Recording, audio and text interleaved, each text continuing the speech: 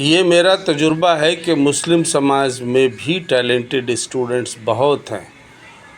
उनकी रहनुमाई, हौसला अफजाई की ज़रूरत है, जो हम में से बहुत सारे लोग करते हैं।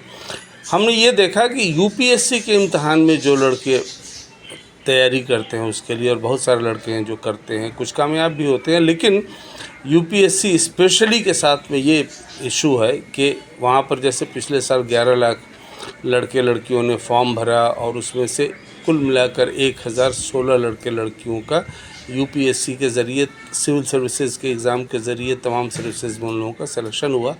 तो 99.99% लड़के फ़ेल होते हैं और 0.001% लड़के पास होते हैं।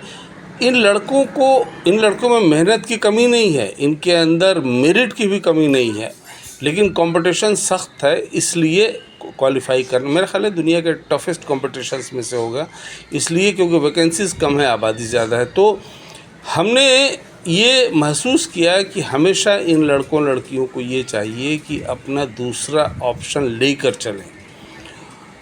अगर यूपीएससी में नहीं हुआ तो दीवार से सर टकराने की ज़रूरत नहीं है, इसलिए क्योंकि चांसेस ज़्यादा यही है, 99.999% चांसेस है कि नहीं होगा।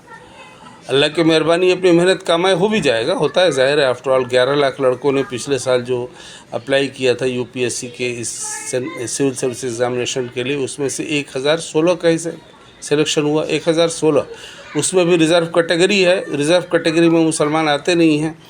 तो इन लड़कों लड़कियों को चाहिए, और हम इस वीडियो के ज़रिए आप तमाम हजरात की का ध्यान इस तरफ दिलाना चाहते हैं कि जो लड़के लड़कियां यूपीएससी या फॉर दैट मैटर पीसीएस की भी तैयारी कर रहे हैं, उनको हमेशा चाहिए कि अपना सेकंड ऑप्शन का दरवाज़ा खोल कर रखें। जैसे मान लीजिए बीए का लड़का है, पॉलिटिकल साइंस में ऑनर्स कर रहा है, उसके बाद वो यूपीएससी की तैयारी भी करना चाहता है, तो एक तो ये कि वो यूपीएससी की तैयारी ग्रेजुएशन के इम्तहान से शुरू कर दे, क्योंकि जो सब्जेक्ट पॉलिटिकल साइंस में यूपीएससी में पढ़ रहा है वही सब्जेक्ट वो उसके यूपीएससी के पॉलिटिकल साइंस के इम्तहान में भी रहेगा, और उसकी ये जानकारी क्लास में टॉप करे, 1 2 3 में आए, तो ये जानकारी उसकी बुनियाद रखेगी यूपीएससी की तैयारी की, ऑप्शनल पेपर की।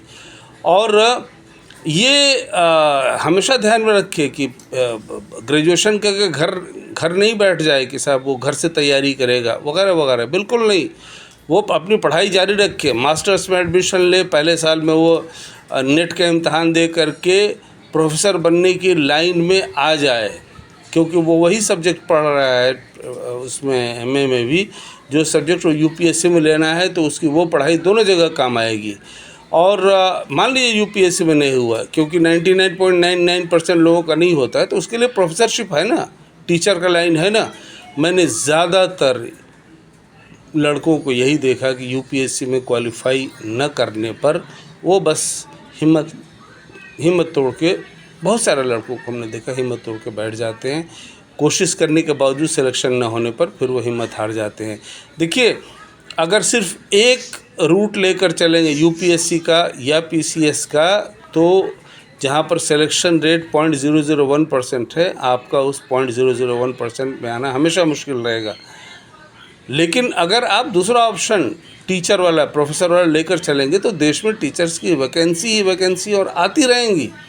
पब्लिक सेक्टर में, प्राइवेट सेक्टर में, यूनिवर्सिटीज़ में, गवर्नमेंट यूनिवर्सिटीज़ में, प्राइवेट यूनिवर्सिटीज़ में आती रहेंगी, क्योंकि आबादी बढ़ेगी और स्टूडेंट बढ़ेंगे तो आती रहेगी। इसलिए ये रास्ता हम तमाम स्टूडेंट्स को मशवरा देते हैं, यूपीएससी पीसीएस एस्पायरेंट्स को, कि हमेशा दूसरा रास्ता खोल कर रखो। और इस वीडियो के ज़रिए भी हम इसी मशवरे को रिपीट कर रहे हैं, और आप बुज़ुर्गों से भी अपील कर रहे हैं कि आप लोग स्टूडेंट्स को ये अपने इलाके में, अपने रिश्तेदारी में वगैरह वगैरह हमेशा मशवरा दीजिए कि सिर्फ़ और सिर्फ यूपीएससी की उम्मीद में ज़िंदगी बर्बाद मत करना। यस, यूपीएससी करो, हो जाए अच्छा है, नहीं हो जाए सर मत फोड़ो, प्रोफेसरशिप है, रिसर्च है वगैरह वगैरह।